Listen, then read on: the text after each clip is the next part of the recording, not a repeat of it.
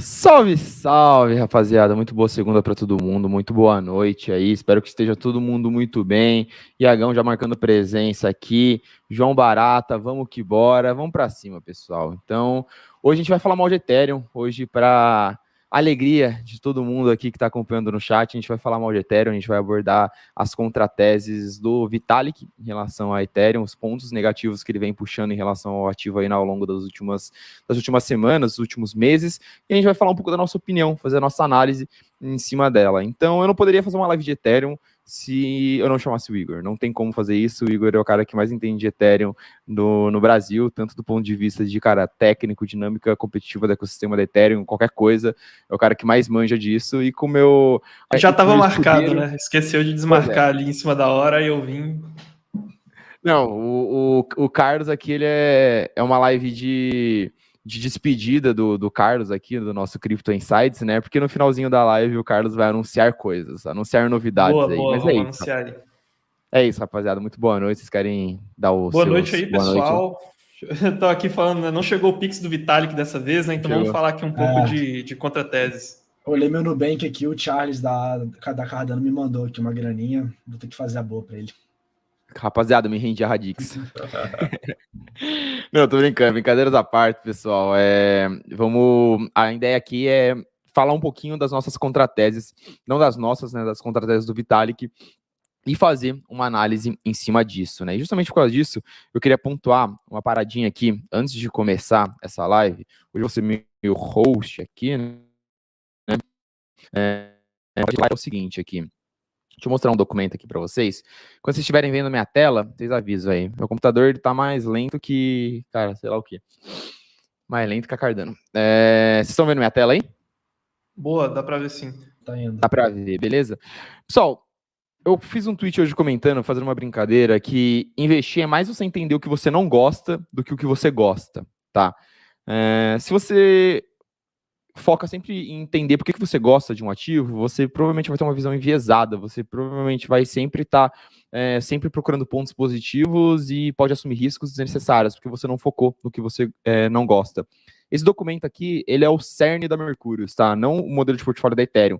Todo ativo que a gente investe, a gente faz um modelo de portfólio, beleza? Modelo de portfólio é um documento, esse aqui está com 80 páginas, que são várias dúvidas, várias notas que a gente coloca em relação ao ativo, avaliando ele, beleza? Em diversos pontos, fazendo uma análise completa desse ativo. O modelo de portfólio não é uma análise, ele é um modelo de você categorizar e dar notas para dizer o quanto esse ativo é bom ou ruim. E assim, a gente sempre começa o modelo de portfólio de qualquer ativo, Bitcoin, Ethereum, Lido, Matic, Arbitrum, Radix, qualquer um, a gente começa com as teses e contrateses. As teses pontos positivos e as contrateses, pontos negativos. E a gente sempre busca equilibrar muito bem as teses e as contrateses de cada um dos ativos, tá? E a ideia aqui dessa live não é passar nas nossas contrateses, como eu falei, é abordar um pouco das contrateses que o Vitalik vem passando em relação ao Ethereum nos últimos meses, beleza? E fazer os nossos pontos, porque todo bom investidor tem que ter contrateses e a gente tem que chegar aqui e bater nas nossas contrateses em relação a esse ativo que a gente investe. E para começar, deixa eu puxar aqui um texto do Vitalik, deixa eu achar esse texto aqui. Boa, achei. Deixa eu puxar ele aqui para vocês. O computador está devagar aqui, hein, rapaziada. Achei. Vamos. Puxei o texto errado. Top. Vamos lá. Eu tô aprendendo a ser host ainda. O Danilo me deixa na mão. E aí, cara... já tá com bigode, né? É esse tipo de coisa que acontece. Vamos lá. Uma parte ali. Beleza. É isso. Vamos lá. Eu queria começar com esse tweet aqui do Vitalik, tá? É um tweet do Vitalik falando que a gente não deveria ter ninguém, nenhum stake pool e nenhum validador controlando mais do que 15% da validação dentro da rede da Ethereum, beleza? Esse tweet, ele é um tweet de maio de 2022. Só que isso acabou puxando um pouquinho, ficando um pouquinho mais à tona nesses últimos meses aí, bastante gente isso aqui, tá? O Vitalik ele fez uma live no Bankless sobre restaking, ele falou, cara, eu só coloco uma pequena porção do meu Ether em staking. E ele falou, cara, porque precisaria fazer multi-party computer, isso é extremamente difícil, e porque o staking tem um monte de risco. Inclusive, nossa comunidade da Cardano tá firme no chat aí. O Charles Hoskin comentou, cara, estou sem palavras, todos os meus ADAs estão em staking, dando uma cutucada nele, como, cara, como assim? Você é um dos responsáveis aí pelo protocolo e você não tem todos os seus ativos em stake, você tem uma pequena porção. Ou seja, staking na Ethereum deve ter algum problema. E vamos lembrar que o Vitalik falou que a gente deveria ter menos de 15%, não deveria ter ninguém com mais de 15% de staking dentro da Ethereum. E hoje a figura da rede é essa. A gente tem, vamos lá, o top 3 é Lido com 32%, Coinbase com 10,14% e a Binance com 6%. A partir daí tem o mais granular aí, é mais bem dividido. E caramba, foi pro errado aqui. Deixa eu voltar aqui. Pulse. Boa. Então, o risco a grande questão é, Vitalik acha que a Ethereum ela não deveria ter nenhum pool ou nenhum nó validador com mais de 15% de concentração dentro da rede. Ele faz staking de uma pequena porção do seu capital porque acha que a atividade do staking não é tão segura assim, e hoje a gente tem uma concentração massiva de staking, principalmente na mão da Lido. Primeiro questionamento de todos, por que a concentração de capital grande dentro de um player, de muito capital de staking em um só player é um problema para Ethereum, Igão? E para responder, cara, vou até dar um passo atrás, assim, tentar passar uma visão que a gente tentou na semana passada, inclusive eu e você, a gente fez 2 tweets a respeito, né, que eu acho que o mercado também está lendo um pouco errado, de estar afirmando que a atividade de stake é uma atividade sem risco, né, e essa preocupação do Vitalik, ela surge justamente porque o Vitalik tem uma ciência muito grande de que stake não é uma atividade livre de risco, a gente está falando de uma atividade que você trava seu capital para ajudar na segurança da rede, para validar as transações ali dentro. Você ganha uma recompensa por conta disso, mas eventualmente, cara, por qualquer que seja o problema da sua máquina que está validando, você pode tomar aquilo que a gente chama de slashing. O slashing é, de fato, você perdeu o seu capital. Qual que é o problema aqui? Quando você tem um único agente que concentra muito da atividade de staking, esse cara, ele tem obviamente, por conta da operação dele ser uma operação, digamos assim, individual, é a característica da operação dele. O que eu quero dizer com isso? A Lido tem a operação dela, a Coinbase tem a operação dela, a Binance tem a operação dela.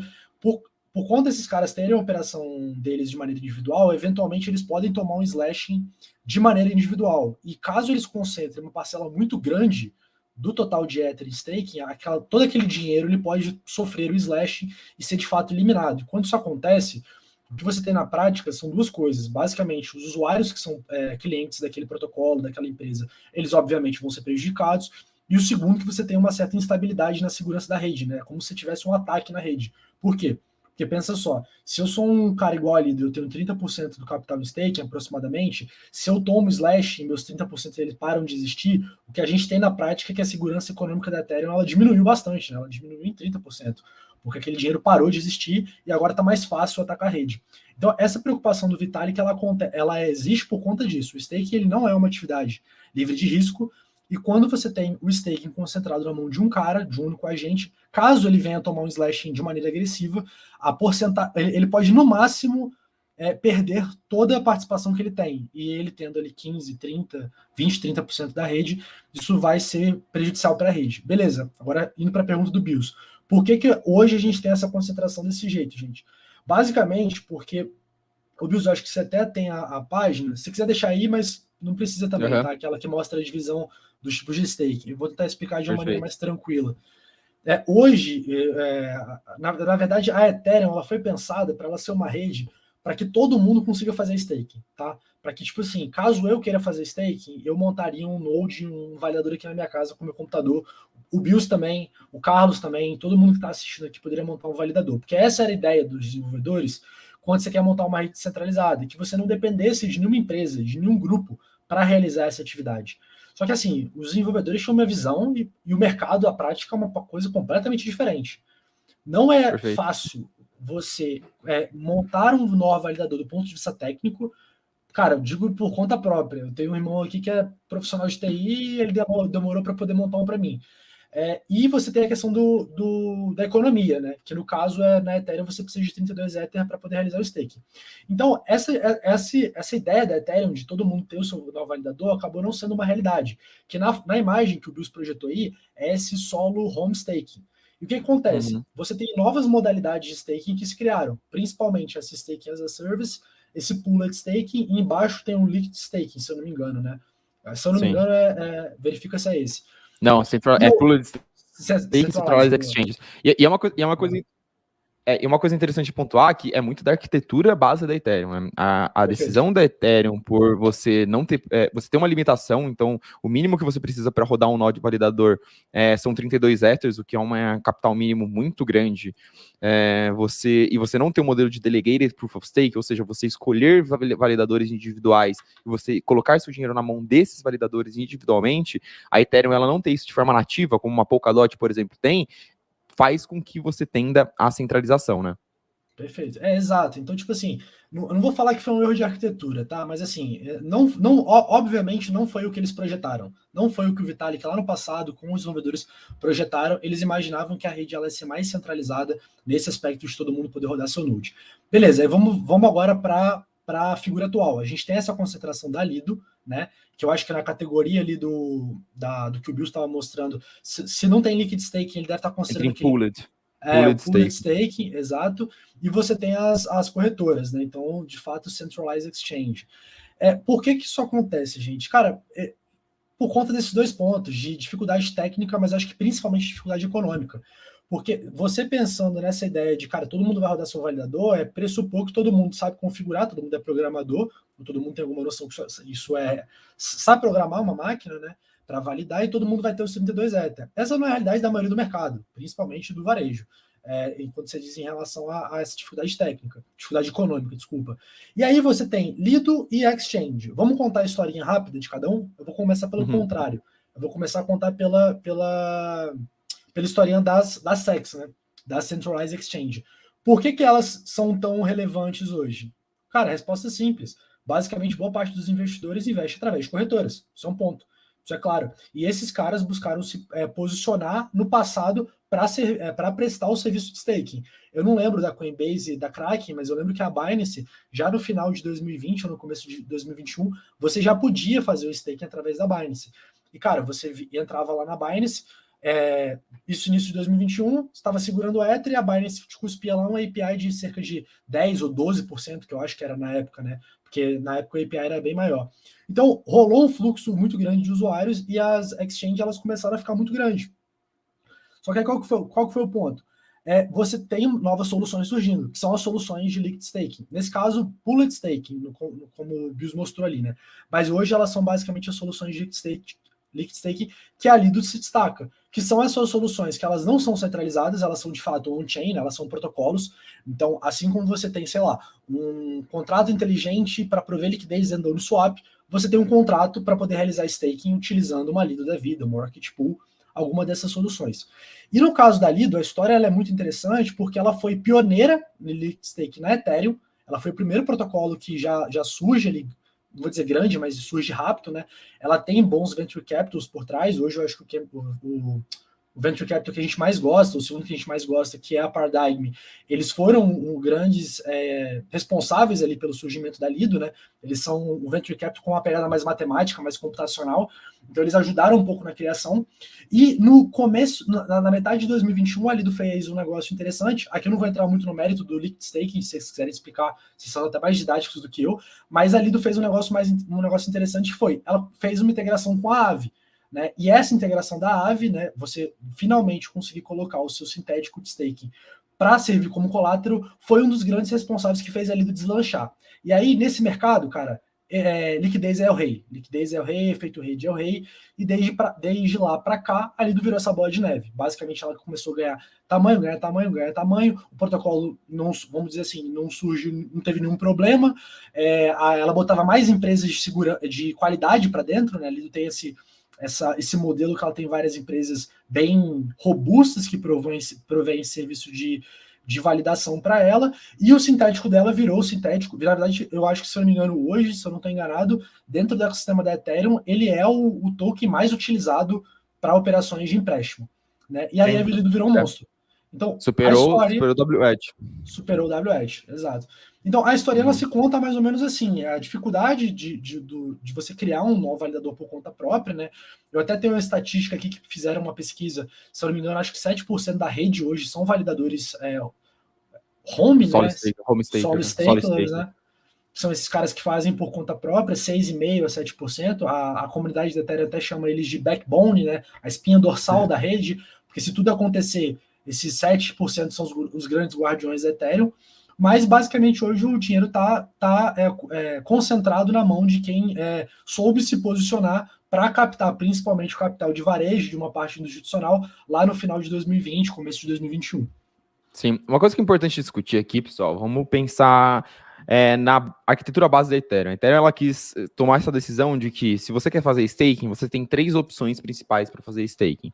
Você pode delegar, obviamente, você pode fazer o solo staking, né? Mas a gente já falou que ele tem uma dificuldade técnica de capital. Você primeiro precisa rodar um nó, que é difícil, e segundo, você precisa ter pelo menos 32 Ethers. Então, você tendo essas 2 barreiras, eu quero delegar meu Ether, beleza? Eu tenho 3 opções, 3 formas de delegar meu Ether para fazer staking. Eu posso fazer isso on-chain, eu posso colocar on-chain, seja em algum protocolo de Liquid Staking ou algum outro protocolo que não é Liquid Staking, mas hoje o Liquid Staking domina, beleza? Posso colocar on-chain e delegar para alguém que vai fazer o staking por mim, eu vou ganhar isso, recebendo um derivativo ou não, não importa. Eu posso fazer isso de forma centralizada em uma corretora, beleza? Então, abro ali a Binance, abro a Coinbase e faço staking, que eu imagino que a maioria que está aqui no chat faça dessa forma, beleza? E eu posso fazer de uma forma ainda assim centralizada, mas mais especializada. Eu posso chegar numa empresa e falar, ó, eu tenho 1 milhão de Ethers aqui, por favor, monta uma operação de staking 100% descentralizada e com a melhor segurança possível para mim, com esse meu dinheiro. Então, eu estou delegando de forma especializada. Essas são as 3 principais formas. Então, tem a Node Operators, que é essa forma mais especializada. A gente tem a forma corretoras, que é a forma mais centralizada e fácil de se fazer, e a forma on-chain. A forma off-chain, a gente apostava bastante que ia crescer, tá?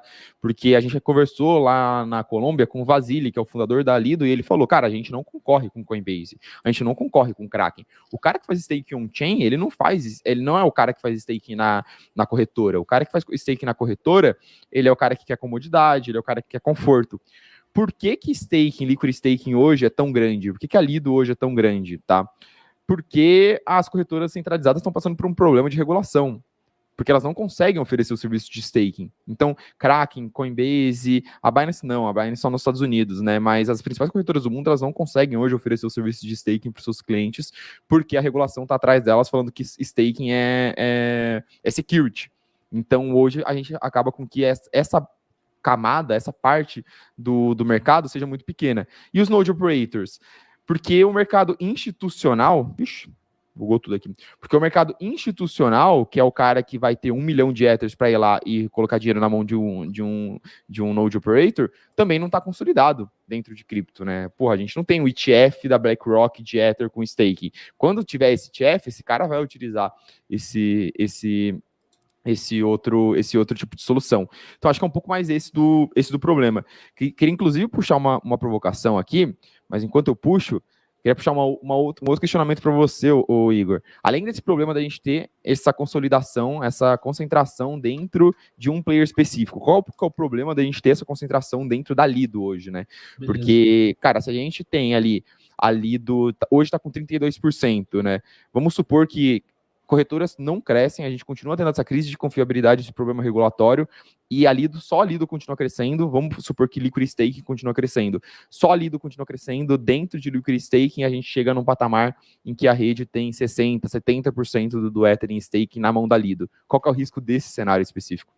Cara, vamos lá. Tem 2 riscos que eu gosto de pontuar. Eu não sei se você vai conseguir compartilhar, Bios, mas se você conseguir compartilhar aquela tabela do Rated 3Web, que mostra a participação e os clientes na Lido, acho que vai ser legal para poder explicar um detalhe.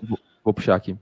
Mas enquanto isso, dá para ir falando. Tem 2 riscos que eu considero principais. O primeiro, cara, é um risco, cara, que a gente pontuou para qualquer protocolo, que é o risco de contrato inteligente, beleza?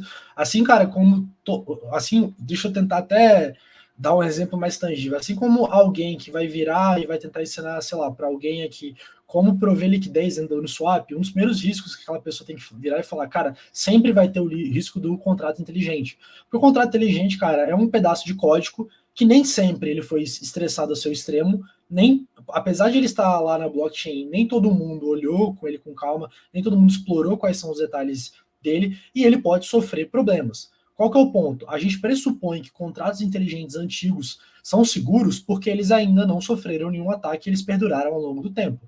Então, quando a gente vira e fala assim, o Uniswap V3 é uma aplicação segura, é porque o contrato inteligente, os conjuntos de contratos inteligentes da Uniswap foram bem escritos, foram bem programados.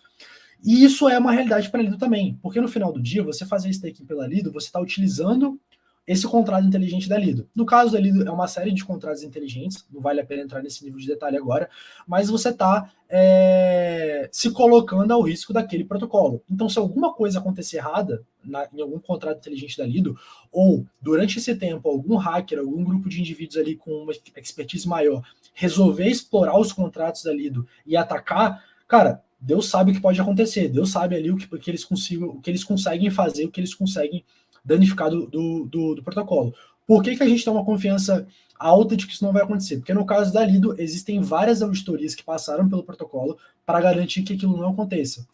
Cara, eu vou até falar um negócio meio talvez seja demais aqui, mas eu vou te dizer, cara, que o contrato inteligente da Lido talvez seja o contrato inteligente do ponto de vista de aplicação mais importante que a gente tem hoje em cripto, tá? Dentro do ecossistema da Ethereum. Talvez ali algum contrato da Chainlink, de Oráculo, seja pior, mas eu diria que o da Lido talvez seja o pior. Porque se alguma coisa acontecer, a gente está falando de 1/3 do stake da Ethereum. E aí o segundo risco, beleza, deixa eu dar um passo atrás. Expliquei o primeiro risco, que é o risco do contrato inteligente. Se alguma coisa acontecer, a Lido vai sofrer, e a Lido sofrendo, todo o ecossistema da Ethereum sofre. Segundo risco, isso também vai afetar a Ethereum, mas eu acho que pode afetar de uma maneira mais agressiva a Lido.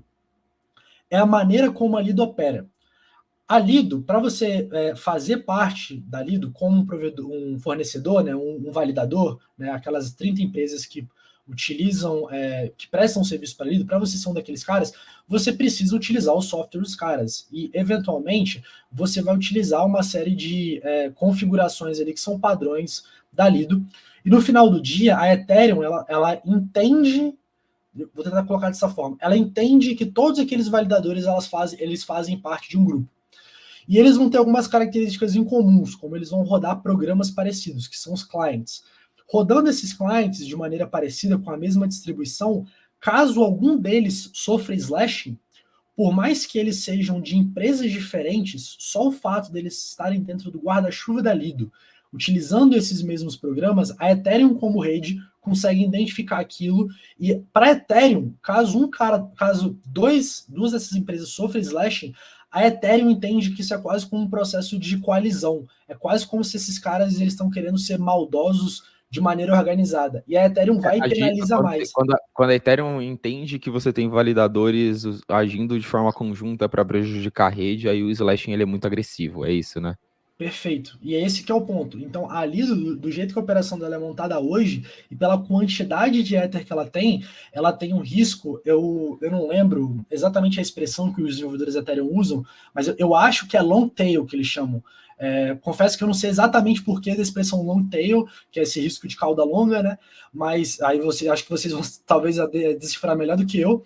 Mas esse risco de, cara, se a Lido ela ficar muito grande, é como se, tipo assim, a probabilidade desse risco de slashing intensificado, ele aumenta muito. Então, se a Lido ela tomar slashing, vamos supor assim, 1% da operação dela, esse 1% ele é muito mais grave por ele estar debaixo da Lido do que se fosse 1% da rede feito de maneira individual. Então, esses são os dois motivos hoje que fazem com que a Ethereum tenha um risco inerente por conta do tamanho da Lido, porque se a Lido tomar esse slashing, a segurança econômica da Ethereum vai diminuir, mas a Lido ficando muito grande também, ela, por mais que isso seja bom do ponto de vista de empresa, de protocolo, de geração de receita, ela também se coloca no risco porque ela aumenta a probabilidade dela mesmo sofrer um slashing ou sofrer alguma penalização por parte da Ethereum. Então hoje esse é mais ou menos o cenário. É isso aí. Deixa eu dar uma boa noite aqui para a Lucinete, está sempre aqui, Carlos Costade também, Átila, João Santos. Tem um comentário aqui interessante, o Miguel ele comentou, olha, com 10 Ethereums em staking na Lido, né? Ou seja, ele colocou os Ethereums dele ali para obter um determinado rendimento usando a plataforma da Lido. Em percentual, qual que seria o risco que eu posso estar correndo ali? Cara, o que eu acho interessante aqui dessa pergunta, tá? Primeiro, cara, você quer ter um risco, relativamente é um risco baixo, tá? É difícil a gente falar de percentual aqui, tá? E ainda mais porque se algum validador ali na Ethereum sofresse um slashing, provavelmente seria uma parte só do seu dinheiro, tá? Não seria ele todo, tá? Então, é um risco baixo de você ter uma perda sobre um percentual do seu capital, tá? Só que o que eu acho que é importante aqui, tá, pessoal?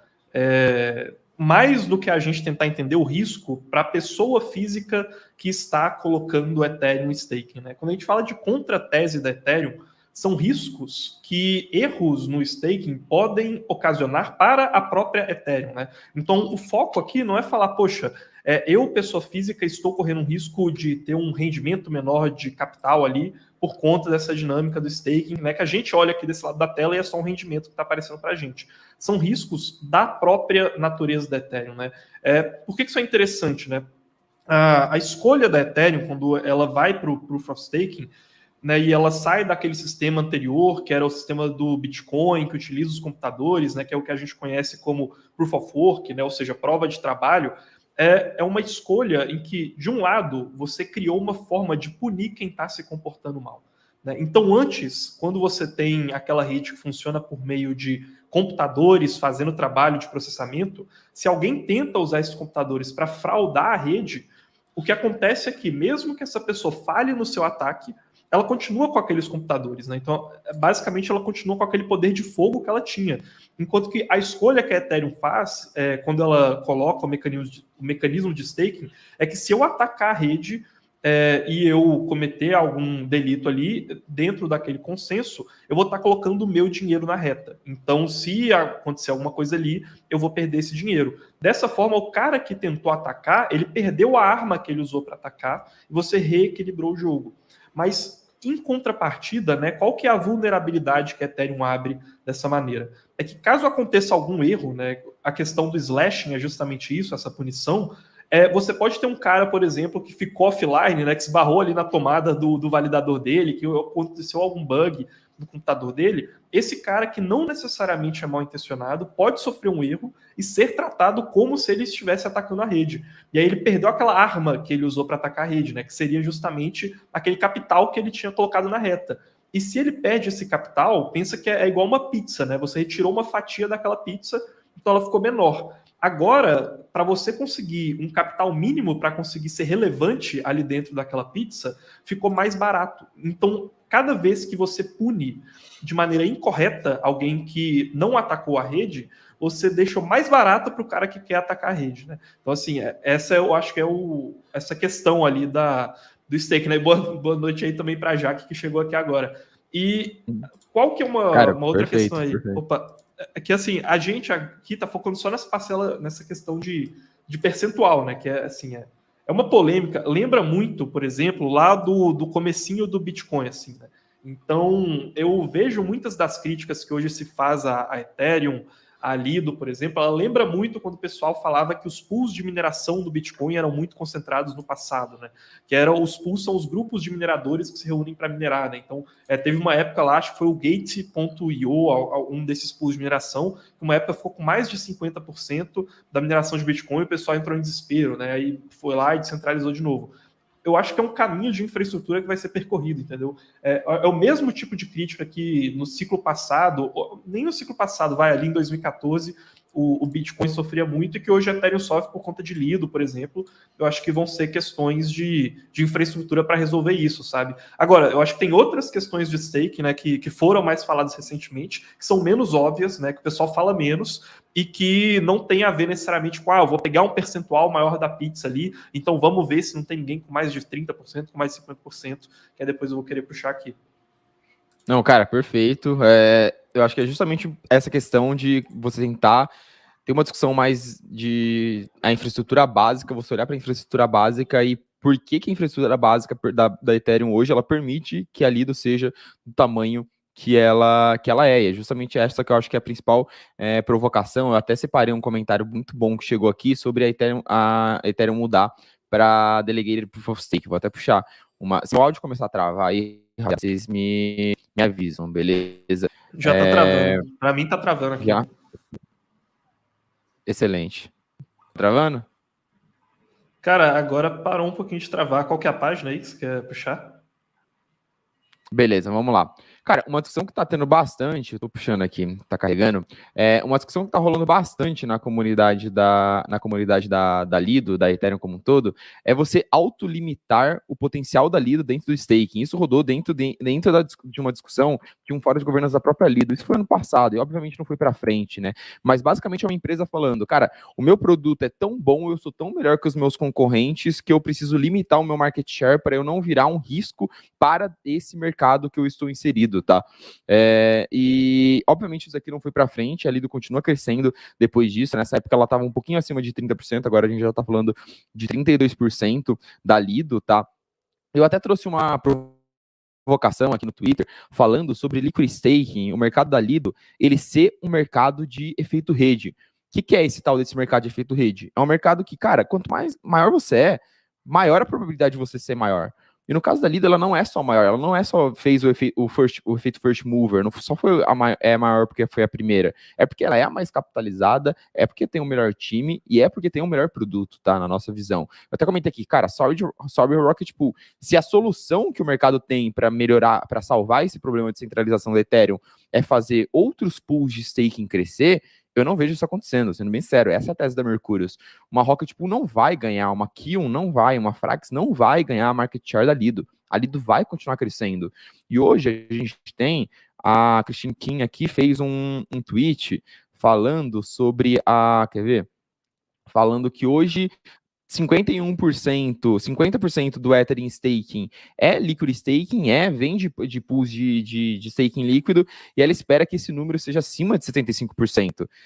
Sendo bem sincero, se esse número for acima de 75%, e pelo andar da carruagem, como o mercado está se desenhando, eu acredito que existe uma probabilidade muito grande, eu não duvido da gente ver uma Lido da vida com 60%, 70% de Ethereum staking, tá? Isso virar um risco gritante para Ethereum, um risco gritante para a rede. Eu acho que isso é uma probabilidade, e é uma probabilidade grande de acontecer ao longo dos próximos 12 a 24 meses, beleza?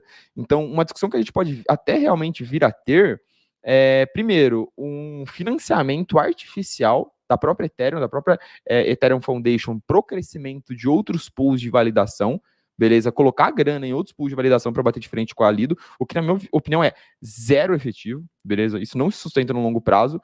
E uma outra discussão é mudar a infraestrutura base da rede, ou para você diminuir o mínimo de capital necessário para se fazer staking, o que também não acho muito efetivo, porque o grande problema não são os 32 Ethers, o grande problema é a infraestrutura para você ser um solo staker, ou introduzir um modelo de delegated proof of stake. Eu não duvido da gente ver ao longo dos próximos 2 anos essa discussão crescendo, florescendo ainda Ethereum, porque eu acho que esse problema de validação, esse problema de concentração dentro da Lido especificamente, vai continuar crescendo, né? Igão, qual que é a sua visão sobre isso aí? Você acha que a minha provocação faz sentido, cara? Cara, eu tenho muita dúvida, assim, do ponto de vista técnico, eu não sei até que ponto você forcar do POS para o DPoS teria problema, tá? A gente sabe que qualquer alteração na Ethereum é muito sensível, assim. Às vezes, cara, um negócio simples, você precisa de basicamente 15 equipes de desenvolvedores tendo que concordar. Então, eu confesso que eu não sei te dizer, do ponto de vista técnico, a dificuldade que seria forcar a Ethereum de POS para DPoS.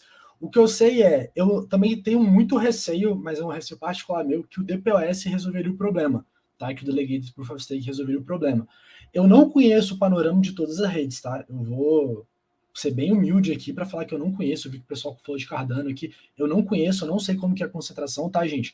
Sei um pouco melhor como que é na Solano, um pouquinho na Polkadot, na Cosmos, que são os ecossistemas que eu olho mais, mas, cara, concentração de staking é algo que, cara, é complicado você tentar travar isso do ponto de vista técnico, porque, eventualmente, vão ter soluções que vão prover serviços de staking melhor. Um exemplo disso são as corretoras. Então, se uma corretora, ela fornece o serviço de staking para os seus clientes, cara, é natural que esse cara concentre capital. Então, isso é algo inerente da maneira como o investidor, da maneira como, cara, os holders daquele ativo estão se comportando com, cara, corretora, protocolo, afins. Vou dar um exemplo. Polygon. Polygon tem um modelo de DPoS. Obviamente, a Polygon trava em 100 validadores. Existe uma grande concentração na Polygon. Eu não vou saber de cabeça agora, mas eu sei que as corretoras elas têm uma grande concentração na Polygon. Não é algo tão gritante como, né, Ethereum, tá? E aqui eu acho que vale um disclaimer também, que a Ethereum talvez ela esteja se comportando da maneira como ela é por conta da Lido e do Liquid Staking, tá? Talvez o Liquid Staking seja o tipo assim, a pimentinha que fez com que a Ethereum ela ficasse assim em outros ecossistemas. A gente sabe que o Liquid Staking não é tão forte, porque isso, das palavras do próprio Vasily, que é o cofundador da Lido, o ecossistema DeFi desses caras não é tão forte. Então, assim, é uma conjuntura muito maior, eu não culparia só o POS, a mudança do POS para o DPoS eu acho que não solucionaria, talvez mudaria uma coisa ou outra, mas o efeito meio que histórico, o efeito rede, aquele efeito cumulativo que as corretoras e que alguns protocolos de liquid staking eles criaram, é como se eles, cara, tivessem adaptado o DPoS, sabe? Então, eu acho que vai muito mais nessa linha hoje, quando a gente fala da Ethereum em específico. Então, a gente até fez algumas discussões sobre como que isso evoluiria e, cara, eu vejo isso evoluindo de forma natural, cara, o mercado se equilibrando, corretoras conseguindo crescer em market share, corretoras centralizadas resolvendo o problema de regulação e, além das corretoras, node operators crescendo, né, porque grandes empresas vão ter interesse em fazer produtos de staking ou colocar o capital delas em staking mesmo, beleza? Aí isso fazendo com uma Figment, como uma Bitcoin Suisse, como uma Staker da vida, e isso crescendo a operação desses caras e eles diluindo a Lido, não a Lido parando de crescer, né, mas eles crescendo mais do que a Lido e isso diluindo a participação da Lido, né.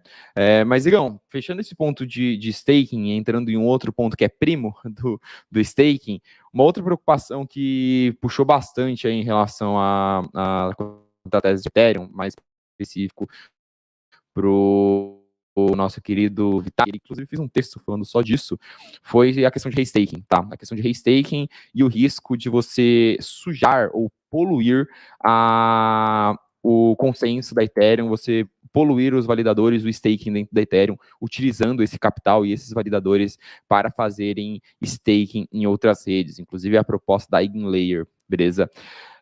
Cara, qual a sua visão sobre isso? Qual que é exatamente a preocupação do Vitalik? E no final do dia, o que é o raio do restaking, né? Se staking já é complicado, como é que eu consigo fazer isso 2 vezes?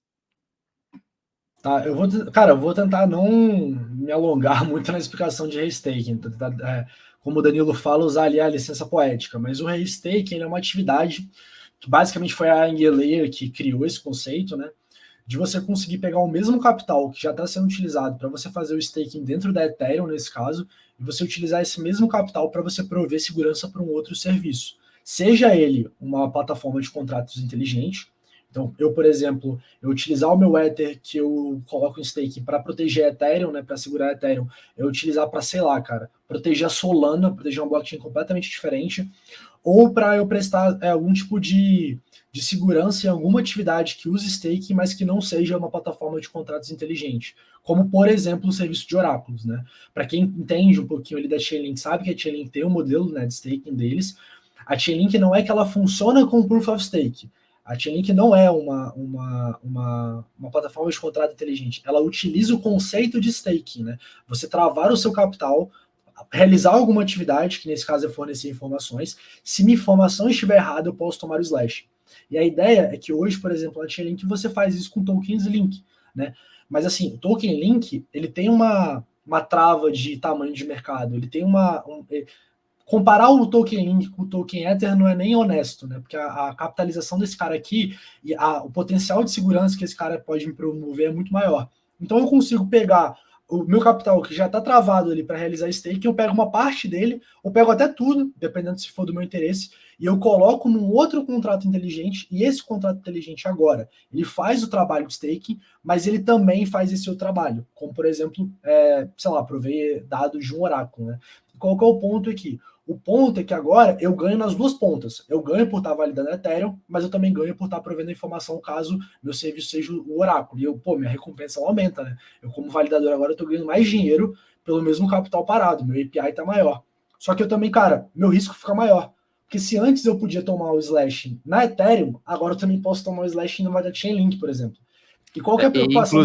Inclusive tomar um slash injusto, né? Que é acho que é o principal ponto. Exato, porque assim, a atividade de staking, cara, é uma atividade ingrata. Você pode tomar um slashing, cara, porque sua máquina desligou, igual o Carlos falou, cara. O cara bateu na tomada ali, a máquina desligou, a energia caiu, irmão. Alguma coisa aconteceu.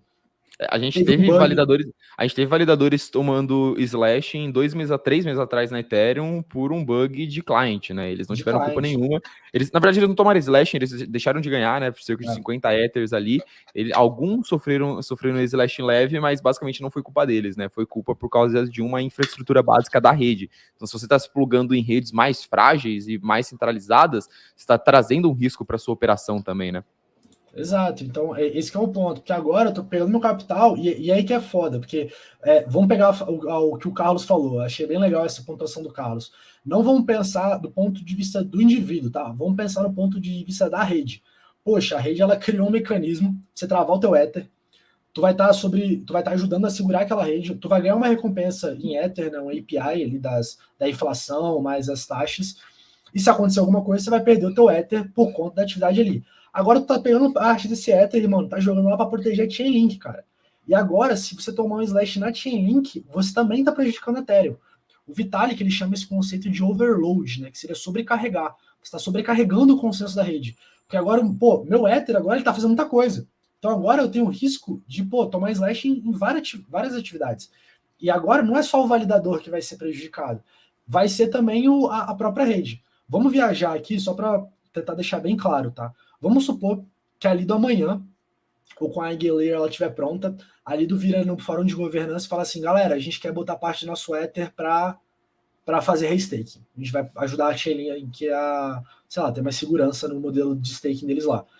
Pô, ali tem uma concentração absurda de staking. Ela vai estar colocando parte do staking dela numa outra atividade de restaking para prover segurança lá da Chainlink. Se alguma coisa acontecer na Chainlink, nesse serviço que eles estão provendo de fornecimento de dados da Chainlink, cara, eles vão tomar slash no Ether que está travado neles na Ethereum. E se eles têm uma concentração grande, a Ethereum como rede ela vai ser prejudicada. Então a preocupação hoje do Vitalik é essa, é a concentração dos players, como a gente explicou, no caso de Lido, Exchange, mas também essa concentração do restaking, que é um setor novo, é um setor que a gente está vendo que só a Engelayer tá aparecendo, né? Provavelmente ela vai nadar sozinha, e a gente sabe que nadar sozinho nesse mercado é criar efeito rede e ficar muito grande, muito rápido, e isso pode criar, sim, esse overload, né? Porque tem um outro ponto, né? Que não é só o slashing daquela rede, é os contratos inteligentes do próprio restaking, que vão ser contratos inteligentes que ainda vão ter que ser testados, né? Não é à toa que a Engelayer está em período de teste. Não, perfeito. isso, Não é só o sim, risco, tem não é só o risco rede, né? Antes você tinha o risco Ethereum, agora você tem o risco Ethereum, você tem o risco da rede, que você está fazendo o restake, você tem o risco do contrato inteligente, que está provendo o restaking para aquela rede, né? Então você está colocando 3 riscos a mais dentro do. Cara. Exato, perfeito, cara. Pessoal, sim, o que eu acho que é o ponto mais interessante, tá? Esse texto aqui foi publicado faz pouco tempo, né? Então, aí do finalzinho de maio aí desse ano que o Vitalik publicou ele. Ele usou esse termo, né? Igual o Igão falou, que é o overload. Qual que é o principal ponto aqui, né? É que é basicamente o seguinte: o slashing, igual a gente falou, ela é aquela punição que você pode sofrer se você, teoricamente, atacou a rede, né? E aí eu até comentei que você desconectou da internet, você pode sem querer levar um staking. O principal ponto aqui não é você receber uma punição injusta, tá? Não é esse o ponto que o Vitalik ele ataca nesse texto. Não é isso. O que o Vitalik faz aqui é um alerta, que ele falou o seguinte: olha, pessoal, a Ethereum ela é muito segura, tudo bem, e agora a gente está vendo um fenômeno que é várias pessoas se utilizando dessa segurança da Ethereum para validar outras coisas. Porque como que a Ethereum ela é tão segura? Ela tem vários caras, que são os validadores, e esses validadores eles têm muito dinheiro lá, caso eles validem alguma coisa errada, né? Caso eles aprovem uma transação que não deveria ser aprovada, por exemplo, eles vão perder esse dinheiro. Então, como tem muita gente que vai perder dinheiro se a Ethereum tiver uma falha de segurança, isso faz com que ela fique muito segura. Os protocolos de restaking agora, o que eles estão fazendo? Ele chega para o validador e fala o seguinte: pô, cara, você já está com esse dinheiro aí parado e você está colocando ele para poder validar as transações da Ethereum. Se você fizer alguma coisa errada, você vai perder esse dinheiro. Tem vários outros caras aqui com várias informações para serem validadas. Você não quer aproveitar que você já está deixando esse dinheiro aí e validar outras informações também? Então, por exemplo, a Chainlink tem aquela rede de oráculos, né, que a gente fala para vocês, que ela pega as informações do mundo real, por exemplo, o preço do ouro, e passa para dentro da blockchain. Aqui, qual seria a lógica? Você chega lá para o validador da Ethereum e fala, olha, cara, já que você já está validando as transações da Ethereum, faz o seguinte, também pega o preço do ouro do mundo real, joga lá para dentro da blockchain por meio da rede da Chainlink, e aí se você passar o preço do ouro errado, você perde esse capital que você tinha colocado lá em stake, né, para obter esse rendimento. Então essa que é a lógica do restake, né? E o Vitalik, ele puxa aqui um gancho e fala, ó, pessoal, vamos tomar cuidado com isso daqui pode ser uma ameaça para Ethereum. Tá? E, na minha opinião, é uma ameaça até mais relevante do que a questão de concentração lá, porque, enfim, a concentração do stake, igual eu falei, lembra muito do Bitcoin, por exemplo, que era um problema em ciclos passados, mas aí a tecnologia melhorou e aí a coisa eventualmente ficou segura, entendeu? Aqui, nesse caso, não é uma questão técnica, tá? Eu acho que é isso que é muito importante, é uma questão social, porque o que ele levanta aqui nesse texto é o seguinte, a partir do momento que acontecer algum erro, em uma dessas aplicações, por exemplo, se você tem uma aplicação que está usando o staking da Ethereum e ela passa por um fork, você começa a ameaçar o consenso social da própria Ethereum. Porque aí esses caras eles vão falar, olha, a Ethereum ela tem que voltar 3 blocos aí, a gente tem que fazer um fork na Ethereum, um fork na posição dos validadores para poder resolver o problema que aconteceu na minha aplicação, por exemplo. Então você começa a diluir a prioridade que os validadores dão só para Ethereum, eles começam a querer controlar a veracidade de várias outras coisas. E aí ele até comenta aqui, olha, a princípio pode parecer uma coisa boa, porém, cada coisa que você adiciona para ser validada nessa rede, você abre um ponto de fragilidade nela. Então, você nessa tentativa de deixar o negócio mais robusto, a blockchain ela é um sistema isolado, né? Ela não se comunica. Cada ponto de comunicação se abriu um desses pontos de falha, né? Então, assim, eu acho que essa que é a questão aí, só para o pessoal se ambientar. E agora a gente tem um protocolo, que é a Eigenlayer, que ela está crescendo muito nesse sentido, né? Querendo fazer justamente isso, igual o Igão explicou. Um ponto interessante nesse podcast que rolou aí, que o Vitalik falou que ele não faz stake de quase todos os seus Ethers, que ele faz de uma pequena porção, é que o indiano lá da Eigenlayer, ele pontua justamente o caso de uso da Eigenlayer, do restaking, como você fazer o incentivo inicial das redes, você fazer o bootstrap inicial das redes, e não você criar uma rede que depende do consenso da Ethereum. Então, por exemplo, eu tenho uma rede que ela funciona no modelo de staking, só que para ela começar, ela precisa pelo menos de uma segurança inicial. Então, você utiliza muito do restaking para fazer essa segurança inicial, mas depois essa rede ela se sustenta no mecanismo dela. E ele fala disso como uma solução, porque se você tem várias redes pequenas plugadas ao staking da Ethereum, o risco somado que elas estão trazendo da Ethereum não se torna relevante. Mas, obviamente, isso é a cabeça dos caras, do que na cabeça deles é o melhor caso de uso. Igual o Igor comentou, cara. Uma coisa é a tecnologia como ela é desenhada para ser, outra coisa é o que o mercado pensa. Pode ser que simplesmente a gente veja uma porrada de redes se comunicando e meio que sujando o consenso social de dentro da Ethereum, né? Exato. Boa, e assim, isso é tão falado assim, né? Porque, cara, igual eu digo assim, as questões técnicas, elas devem avançar, né?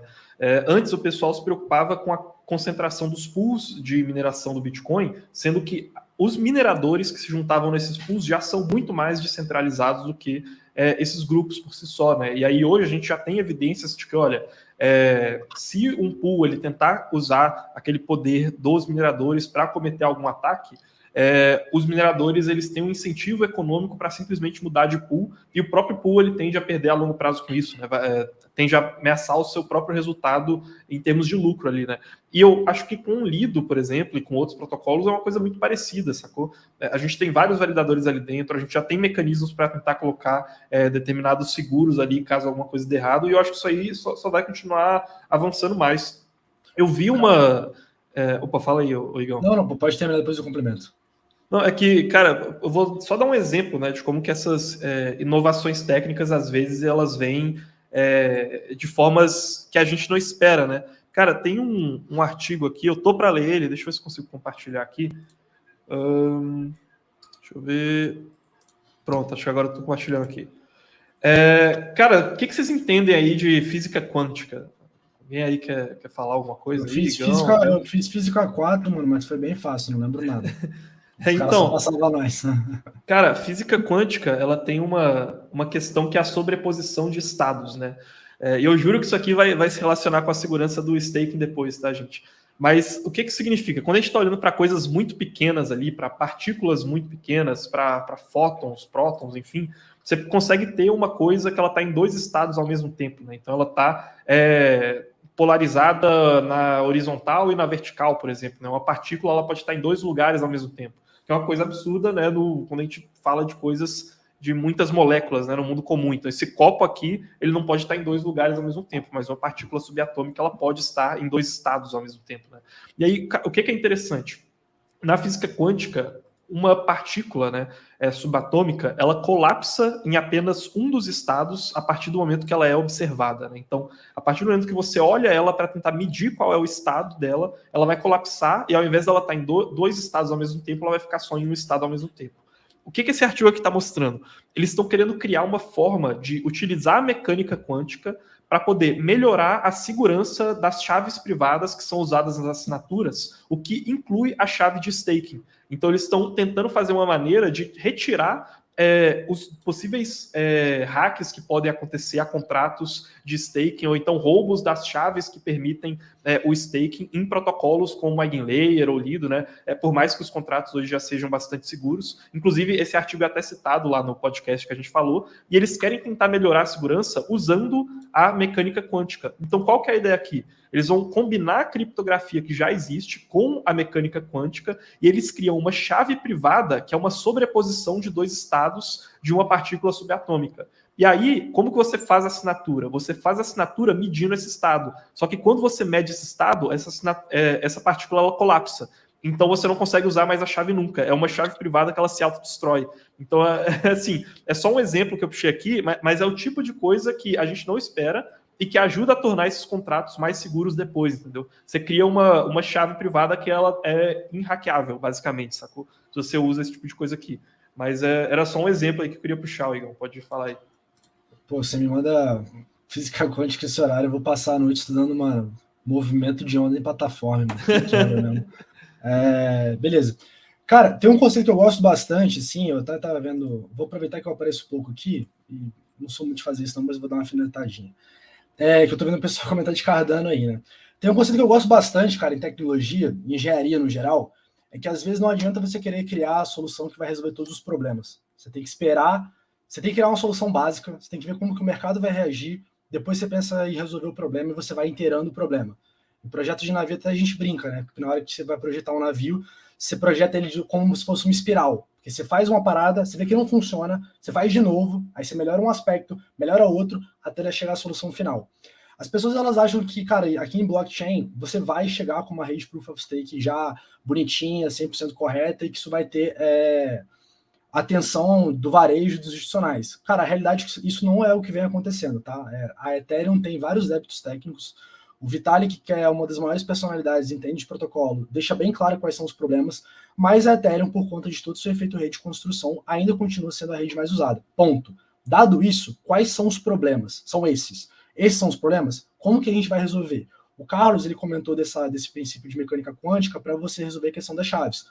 Hoje, a Lido e as corretoras centralizadas, eles querem utilizar um conceito de DVT, que é um conceito que eu gosto muito. Inclusive, eu coloquei no meu Twitter isso no começo do ano, que para mim é a invenção mais importante de cripto para esse ano. Cara, isso aí é importante, viu? Isso aí, olha só, eu fui comentar sobre isso aí, que eu estava lendo uma carta da Pantera Capital, aí eles citaram que estavam investindo em um protocolo de DVT. Aí eu fui lá, eu só citei o nome do protocolo, eu mandei lá no nosso grupo, aí o Igor falou, pô, esse cara era o Ball, né? Ele falou, pô, esse cara aí é de DVT, né? Tô olhando esse negócio é importante. Exato, e DVT é uma tecnologia... Só dando uma apimentadinha aqui, você entra num ponto de que a gente vai ter um problema de concentração. Em algum momento a gente vai ter um problema de concentração. Então é mais fácil você não tentar segurar o mercado, descentralizar o mercado na martelada, que é uma coisa que não necessariamente vai funcionar.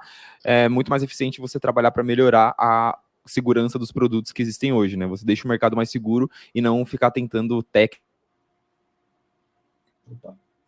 Acho que tem uma travadinha ali, né? Uma Mas enfim, travadinha. explica aí o que é o DVT, que a gente falou que é No final do importante, dia, não falou o cara, que é. Então travou aí, Bills. Voltou agora. Mas eu acho que, cara, de maneira Voltei? rude. Voltou. Botei. Não, só falando, cara, a preocupação do mercado tinha que ser melhorar os produtos que existem hoje, não descentralizar o mercado de forma artificial, né? Exato, cara. É aquilo que a gente brinca, né? A criança ela vai colocar o dedo na tomada. Vamos dar um jeito, cara, da criança tomar menos choque, vai. Então, beleza. O que é o conceito de DVT? É o conceito de que hoje, quando você vai validar um bloco dentro do Ethereum, você tem o seu par de chaves de validação, que ela é composta por uma chave privada, uma chave pública, obviamente, né? Só a chave privada só você tem acesso como validador e a chave pública é que você usa para validar o bloco. Eventualmente, cara, caso sua máquina fique offline, alguma coisa aconteça, você vai tomar um slashing, ou você vai deixar de ganhar suas recompensas. Isso é um problema do ponto de vista econômico. Qual que é a ideia de DVT? É que você consegue pegar a tua chave pública e você consegue splitar ela, você consegue dividir ela em várias chaves. Hoje, se eu não me engano, esse protocolo que o Carlos comentou, o OBOL, que é um projeto que inclusive está em parceria com a Lido, né, para A chave pública que é o endereço no qual você vai receber as recompensas e operar ali, né? Não. A chave pública, nesse caso, é a tua chave de validação. De validação do stake, né? Exato. Ela não tem relação com a carteira que você vai receber o teu Ether, tá? Isso é uma outra história. Tem várias chaves nesse processo, tá? Tem uma chave só para saque, o endereço da sua carteira que você vai receber seu dinheiro, que está numa outra camada da Ethereum, mas para você validar essa chave pública, que é essa chave para assinar o bloco. E hoje, cada validador Ou seja, você pegou a chave que o cara usa para assinar o bloco e dividiu ela tipo um quebra-cabeça ali, né? Exato.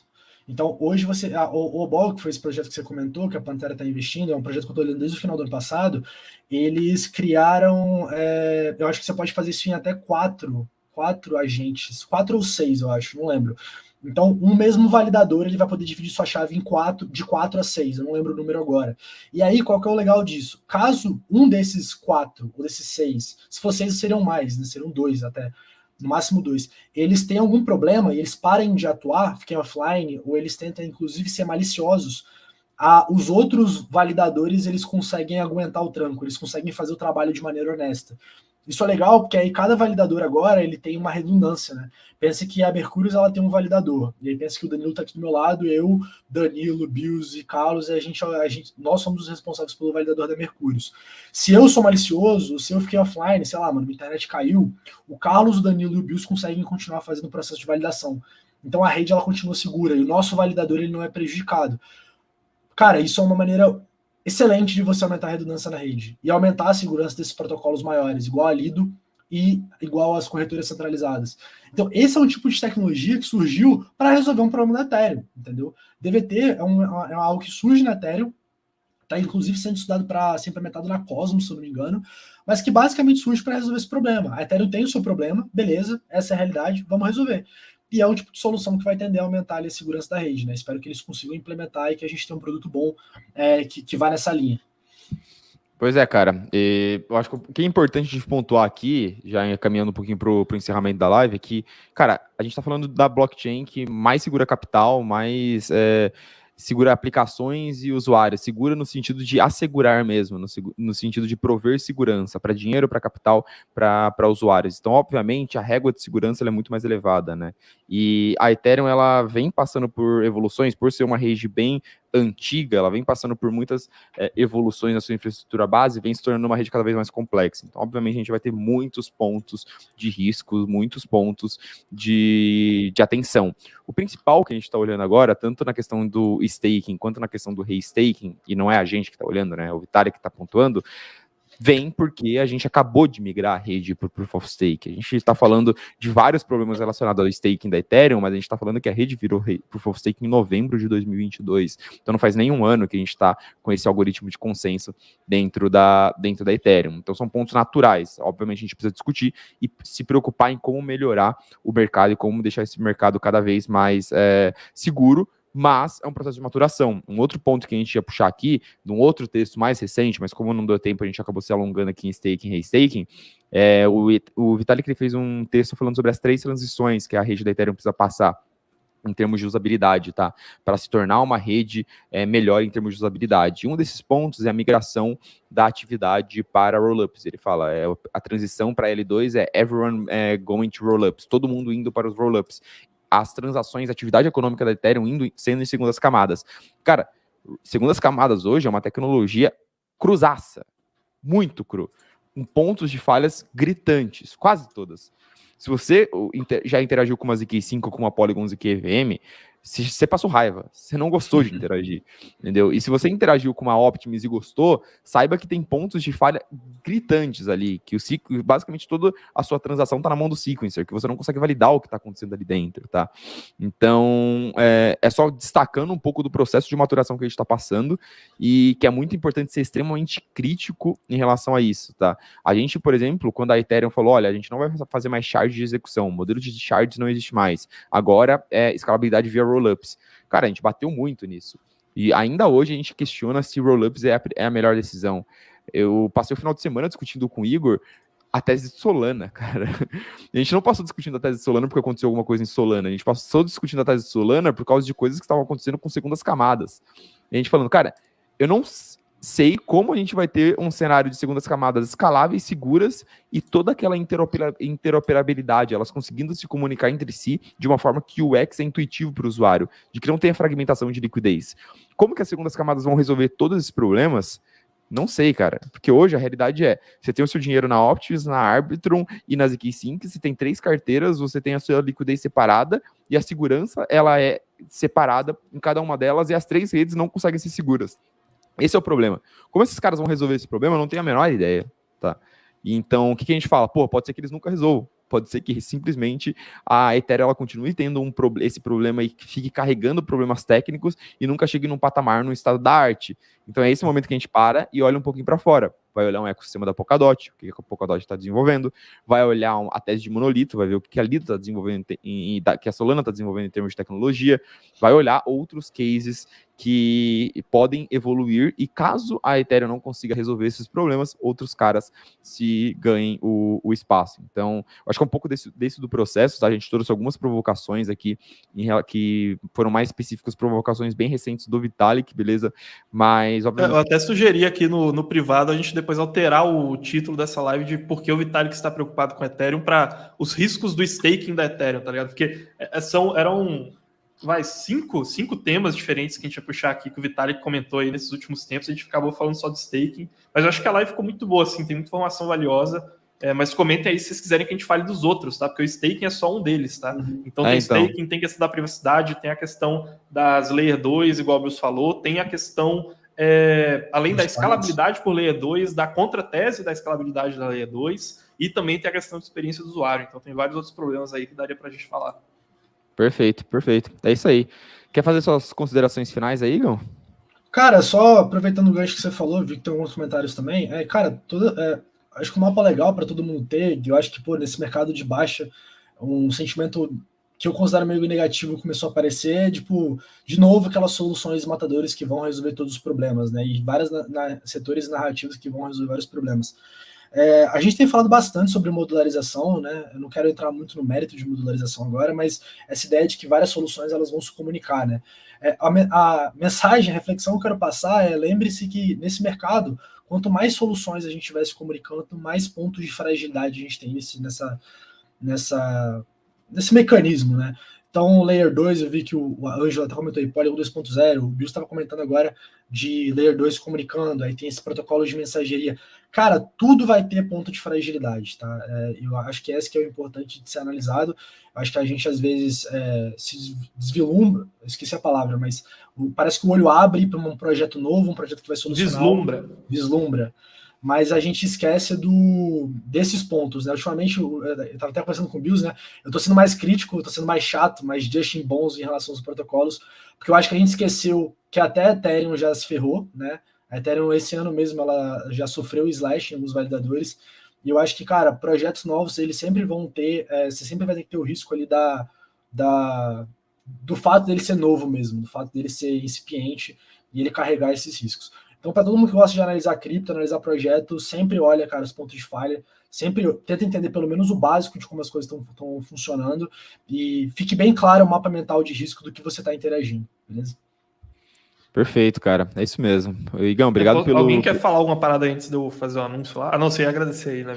eu ia agradecer a presença do Igão e passar a bola justamente para você, Carlinhos. Não, boa, cara, assim, a gente tá com alguns comentários aqui. O Tejoal ali, ele falou, já vá para o João Razin, que ele tem uma plataforma de liquid staking que deve rodar DVT aí. E aqui também o Ângelo comentou sobre Polygon 2.0. Deixa eu ver aqui. Tinha mais alguém aqui comentando sobre Polygon aqui, eu acho. Mas enfim, né? O que João Razin e Polygon têm em comum é o seguinte, pessoal. Dia 20, agora aí, na outra semana, na quinta-feira da outra semana, dia 20, às 11h30 da manhã, a gente vai fazer uma live especial, estilo aquela live do The Merge, fazendo a cobertura da Polygon 2.0, tá? Vai ser uma mega live aí, vai ser uma live que vai ter umas 4 horas. O João Razin já é um dos convidados confirmados, tá? Tem ainda vários outros convidados aí, tô chamando uma galera, Cássia também já tá confirmado, André Franco também já tá confirmado, enfim, tô falando com um monte de gente. O Igão também vai estar aqui, confirmado aí para já no primeiro bloco, e a gente vai fazer a cobertura completa da Polygon 2.0, tá? Essa semana aí deve sair o anúncio de Tokenomics, semana que vem tem o quarto, né, a quarta parte lá e o último dos anúncios, a gente vai fazer essa live completa. E vai ser às 11h30 da manhã, porque vamos ter a volta do cripto hoje, né? Por isso que lá no começo o Bills falou que eu estava me despedindo do Insights, né? Porque a partir de agora, quem vai tocar o Insights aqui sozinho vai ser o Bills, né? Ele vai fazer essas lives aqui com as análises mais completas. E eu vou estar com o Danilo. O Danilo também vai voltar, né? Vários anúncios aí nas lives do Cripto hoje, tá? A partir da semana que vem, então, espero vocês aí 11h30 da manhã, tá? É legal de ser live diária, que o pessoal coloca a gente na rotina, né? Já vi o pessoal falando que ia para academia escutando Cripto hoje. Teve gente também que já falou que tomava banho escutando Cripto hoje, que é um pouco mais esquisito, né? É meio estranho. Mas, cara, é legal que aí escutando o Cripto hoje não, escutando o Cripto hoje não, escutando você. Pois é. E aí, cara, é isso aí. Vamos voltar pro Cripto hoje, todos os dias, 11h30 da manhã, a partir da semana que vem. E quinta-feira especial aí, 4 horas, só falando sobre Polygon, tá? 2.0, então vejo vocês lá. É isso, rapaziada. Acompanhe o Carlinhos lá no Cripto hoje, eu vou continuar aqui no Insights, beleza? Acho que eu vou fazer solo. Última vez esse cenário aqui, tô me mudando, tá? Não sei para onde eu vou também. Então, é isso. Muitas novidades, muita coisa mudando aí, mas sempre evoluindo. Isso que é importante. Tem uma última questão aqui, ó. Uma última questão, queria mandar aqui. Isso aqui, cara, Cardano. saiu hoje aqui. Não, é o seguinte. Pessoal, vai rolar o evento do Porto Alegre Crypto Day esse final de semana, tá? Lá em Porto Alegre, né? Obviamente, com várias pessoas do mercado cripto. A gente vai estar lá também, tá? Então, vai ser esse sábado aí, como eu disse, e a gente conseguiu um cupom de desconto para vocês, tá? Então, eu tô compartilhando aqui. A gente vai estar lá presente. Tá aqui, MERC21, tá? O nosso cupom de desconto aí. Então, para quem quiser participar, encontrar a gente lá no evento, só entrar no site do Porto Alegre Crypto Day, só jogar aí no Google, vai ser o primeiro resultado. E encontrar a gente lá, tá? Com o cupom de desconto que o Márcio lá conseguiu pra gente, beleza? Agora sim, sem mais anúncios aí. Pode ser Bills. É isso. Pessoalzinho, boa noite para vocês. Muito obrigado a todo mundo que acompanhou. Espero que vocês tenham gostado, tá? Feedbacks aí no comentário. A gente tá sempre tentando melhorar e trazer o melhor conteúdo possível para vocês, falando bem de Ethereum, falando mal de Ethereum. Próxima live vai ser falando bem de Cardano. Brincando. Igão, boa noite. Obrigado pela presença. Bons estudos. Carlos, até semana que vem no Cripto hoje. Tamo junto, pessoal. Boa semana para todos. Falou, galera. Abração.